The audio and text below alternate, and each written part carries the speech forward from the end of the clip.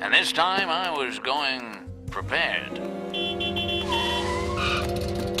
Hey, it's a fantasy. Okay, where to, boss? The hydrant. I needed some information, so I went to the only dog I knew who would have it. Johnny the Groomer. Hey, Johnny. I need your advice about a collar. Collars? Don't know much about collars. I'm throwing you a bone, Johnny. Oh, what have we here? You don't see these around much anymore. Made in 22 by Leashland. It's called the Maltese Collar. Quality stuff, only one thing wrong with it. It was made for a cat. 1, cats attack me.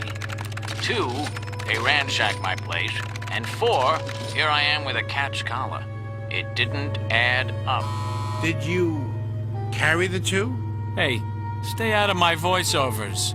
Sorry, boss.